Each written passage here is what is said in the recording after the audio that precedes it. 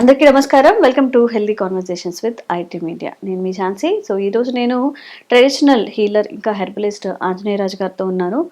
Lungs విషయం గురించి, lungs health గురించి మనం మాట్లాడుకుంటున్నట్లయితే, కరోనా తర్వాత చాలామందికి లంగ్ ఇష్యూస్ వచ్చాయి. కరోనా టైంలోనే చాలామందికి లంగ్స్ ఎఫెక్ట్ అయ్యాయి.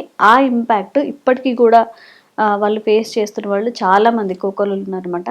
మరి ఈ లంగ్ ఇష్యూస్ అన్నిటికీ చెక్ పెట్టడానికి మన ఆయుర్వేదంలో ఎలాంటి మెడిసిన్, అలాగే జీవన విధానం ఏం పాటించాలి, ఈ విషయం గురించి మాట్లాడదాము. నమస్తే సార్. నమస్కారం అండి. సో లంగ్స్ ఇబ్బంది ఉన్నప్పుడు ఈ శ్వాస తీసుకోవడానికి ఇబ్బంది, లేదా వాళ్ళకి కనుక ఆస్తమా ఉంటే ఇంకా చాలా సివియర్గా, అవునండి.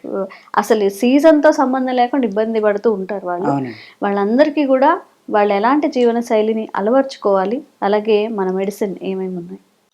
ఆస్తమా ఉన్నవాళ్ళు, అస్తమానం ఎలర్జీ వచ్చేవాళ్ళమ్మ ఐస్ క్రీమ్స్ కానీ, కూల్ డ్రింక్స్ కానీ వాటి జోలికి వెళ్ళకూడదు.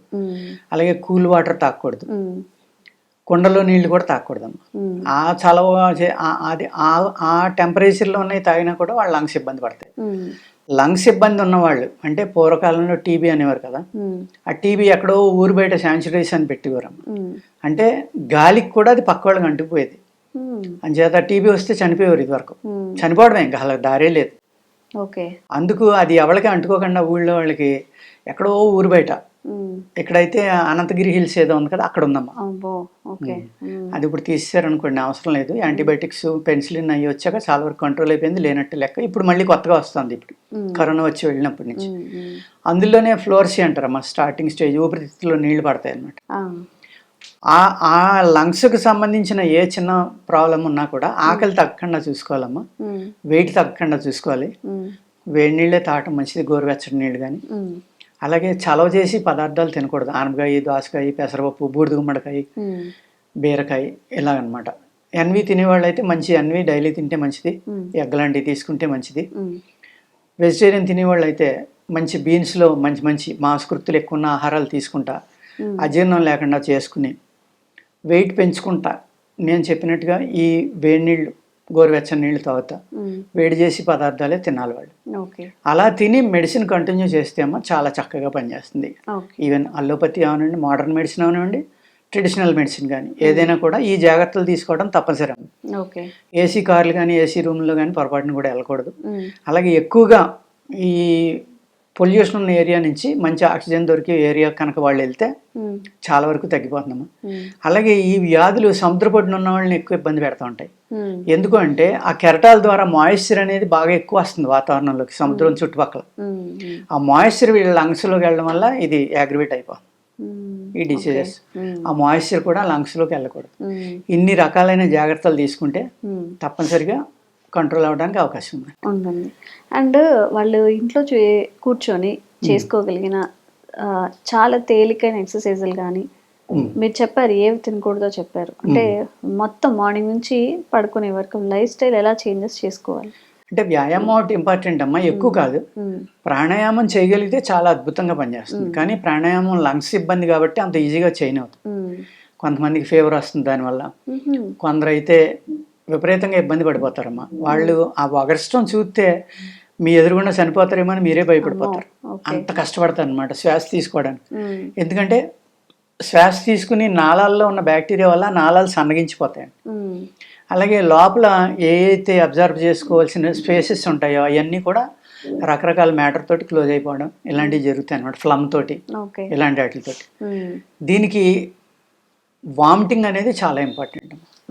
వామిటింగ్ చేసుకోవాలా? చేస్తే ఆ ఫ్లమ్ బయటికి వెళ్ళిపోతే కొంతవరకు రిలాక్స్ అవుతారండి. ఇప్పుడు యోగా అది చేసేటప్పుడు ఉప్పు నీళ్ళు తాగేసి అదేంటంటే స్టమక్ క్లీన్ చేయడానికి వాళ్ళు వాడే సిస్టమ్ అండి. ఇక్కడ ఏంటంటే జిల్లేడు దీని మీద చాలా అద్భుతంగా పనిచేస్తుంది. జిల్లేడు అయితే కనుక జిల్లేడు పువ్వు కానీ, మొగ్గ కానీ, జిల్లేడు పాలు కానీ ఇవన్నీ కూడా దాని మీద పనిచేస్తాయండి. జిల్లేడు వేరు, అలాగే సమూలాన్ని కాల్చి చేసిన భస్మం, ఇవన్నీ కూడా మీకు శ్వాస వ్యాధుల మీద చాలా బాగా పనిచేస్తాయి. ఈ శ్వాస వ్యాధుల మీద కానీ జిల్లేడిని విషంగా చూస్తారు, దాన్ని శుద్ధి చేసి వాడుకోవాలన్నమాట. భస్మం చేసేస్తే పర్వాలేదు, కాల్చేస్తే. అదర్వైజ్ దాన్ని శుద్ధి చేసే వాడుకోవాలి. ఈ జిల్లేడు అనేది ఏం చేస్తారంటే ఒక గ్లాసు పంచదార పానకం తీసుకున్నామా, ఒకే ఒక్క చుక్క పడాలి జిల్లేడు పాలు అందులో. అమ్మో, ఓకే. అంతకు మించి పడితే వాంతులు ఎక్కువ అవుతాయి. ఒక్క చుక్క కనుక అందులో వేసుకుని అది కనుక ఉదయం పరగడుపుని తాగితే ఒక అరగంట గంటలో 2 వాంతులు అవుతాయి, వామిటింగ్ అయ్యి ఆ ఫ్లమ్ అంతా బయటికి వెళ్ళిపోయి ఊపిరి ఈజీగా ఆడుతుంది అనమాట. అలాగే దీని మీద మనం కూరలు వేసుకుని ఇంగు కూడా చాలా అద్భుతంగా పనిచేస్తుంది. ఆ ఇంగు అని ఆర్తి కర్పూరం, భీమసేన కర్పూరం అంటాం, శుద్ధి చేసిన ఆర్తి కర్పూరం. అది డైరెక్ట్గా క్యాంఫర్ కాదు, దాన్ని పచ్చకర్పూరం అంటాం, మనం స్వెట్లు వేస్తాం అది. అందులో 2 వంటలు ఉంటామా, సింగిల్ వంట అని ఉంటుంది. 2 సార్లు దాన్ని వండుతారు సుగంధ ద్రవ్యాలు వేసి, ఎల్లో కలర్ ఉంటుంది లైట్గా. అదైతే చాలా అద్భుతంగా పనిచేస్తుంది. అది ఇది కలిపమ్మా దాన్ని ట్యాబ్లెట్గా చేసుకుని వాడుకుంటే కనుక అప్పటికప్పుడు రిలీఫ్ వస్తుంది. ఇమీడియట్గా మీరు హాస్పిటల్కి వెళ్ళాలి అంటే అది వాడుకుంటే కొంత శ్వాస తీసుకోవడానికి అద్భుతంగా ఉంటుంది. అలాగే ఈ భీమసేన కర్పూరం అనేది బియ్యంలో కలిపి బాగా నలిపి ఒక మూట కింద కట్టుకుని అస్తమానం వాసన చూస్తూ ఉంటే ఆ ఊపిరితిత్తులకి పట్టిన, లంగ్స్కి పట్టిన ఏదైతే ఆ ఫ్లమ్ ఉందో అది తగ్గి శ్వాసనాళం కూడా ఆ బ్యాక్టీరియా ఈ వాసనకు చనిపోవడం వల్ల అది ఓపెన్ అవుతుంది ఎంతో కొంత. టెంపరీగా రిలీఫ్ వస్తుంది. అలాగే కాఫ్ కోల్డ్ ఉన్న వాళ్ళకి కూడా ఎక్కువగా ఉన్నప్పుడు ఇది వాసన చూస్తే చాలా రిలీఫ్ కనపడదు. ఈ విధమైన రిలీఫ్ అనేది మనం టెంపరీగా చేసుకోవచ్చండి. అలా కాకుండా మా దగ్గర శ్వాసహార అవలేహ్యం అని ఉంటుందమ్మా. అది ఒక 30 టాబ్లెట్స్ కింద చేస్తాం మేము. లేహ్యం కింద ఇచ్చామనుకోండి, దీన్ని ఇస్తే ఏమవుతుందంటే వాళ్ళు తూకం చూసుకోలేరు కాబట్టి మేము దీన్ని ఎగ్జాక్ట్గా వే చేసి డైమండ్స్ చూసి వాటి మీద కరెక్ట్గా వాళ్ళకి డోసు ఎంత తీసుకోవాలనేది మాత్ర రూపంలో, లేహ్యం అన్నీ కలిపితే మళ్ళీ ముద్ద అయిపోతుంది, ఆ మాత్ర రూపంలో ఇవ్వడం జరుగుతుందండి. ఇందులోనే శ్వాసహార ట్యాబ్లెట్ అని ఉంటుందమ్మా. ఈ ట్యాబ్లెట్స్ ఏంటంటే రోజు ఒకటి, నైట్ 3 వాడుకోవాలండి. దీన్ని 3 వాడుకోవాలి. నైట్ పడుకునేటప్పుడు గంటకి 3 వేసుకుని పడుకుంటే ఈ ఎవరైతే ఈ ఉబ్బసం వల్ల ఆస్తమా వల్ల ఇబ్బంది పడతారో పడుకునేటప్పుడు వాళ్ళకి మోడర్న్ మెడిసిన్లో ఇన్హేలర్ అని అంటున్నామా, చాలా చక్కగా పనిచేస్తుంది.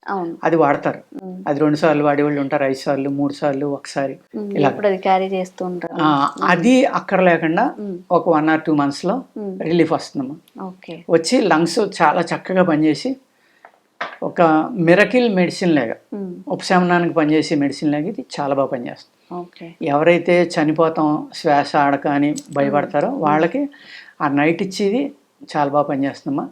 ఇది డే టైం ఏమో ఇది వాడుకుంటే ఉదయం రోజు 1 మాత్ర సరిపోతుంది. బాగా ఎక్కువ ఉన్న వాళ్ళు 2 వాడచ్చు, కానీ బాగా వేడి చేస్తాయమ్మా ఇవన్నీ కూడా.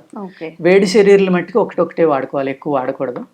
ఈ విధంగా వాడుకుంటే కనుక మనం ఊపిరితిత్తుల యొక్క ఇబ్బంది, అంటే ఏదైతే మనకి కరోనా రావడం వల్ల, కరోనా అనేది ఫస్ట్ ఊపిరితిత్తులకే ఎఫెక్ట్ అవుతుందని చెప్పారు కదండి, అది రకరకాల రూపాల్లో ఇప్పటికే అందరినీ ఇబ్బంది పెడుతుంది. ఇదివరకు కాఫ్ వస్తే ఏదో ట్యాబ్లెట్ వేసుకుంటేనో ఏదో వాడుకుంటే ఒక వారానికో 4 రోజులకో తగ్గేది.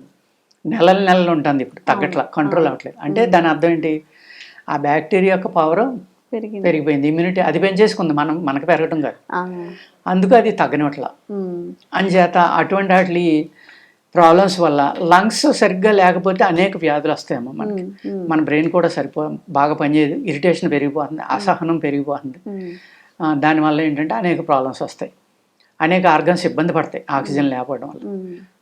అంచేత ఆక్సిజన్ అనేది చాలా ఇంపార్టెంట్, మనకు కావాల్సిన ప్రాణ అనేది చాలా ఇంపార్టెంట్. కాబట్టి ఆ ప్రాణాన్ని ఇచ్చే లంగ్స్ బాగుండాలంటే ఇటువంటి ప్రొడక్ట్స్ వాడుకుంటే ఊపిరితిత్తులు మళ్ళీ చక్కగా పనిచేసామా మంచి ఉపశమనం వస్తుంది మనకి. Okay.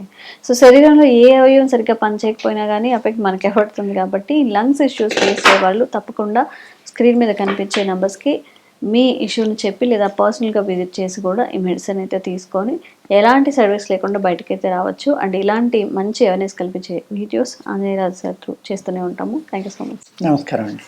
And for more videos, please subscribe to iDream. Please subscribe to iDream. Please subscribe iDream. And please subscribe to iDream. For more videos, subscribe to iDream.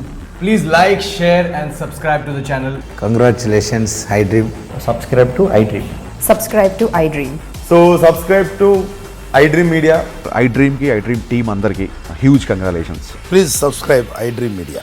Please subscribe to iDream. Subscribe iDream. Please subscribe to iDream. iDream అంటే నా కళల channel subscribe చేసుకున్న నోరు తిరుగుతలేదు, మీరైతే గంట గుర్తు కొట్టండి. For more such videos, please subscribe to iDream. Subscribe to iDream. Please subscribe to iDream. Please subscribe iDream Media. Please do subscribe to iDream. Please subscribe to iDream Media. For best entertainment and information, please subscribe iDream. And don't forget to subscribe to iDream.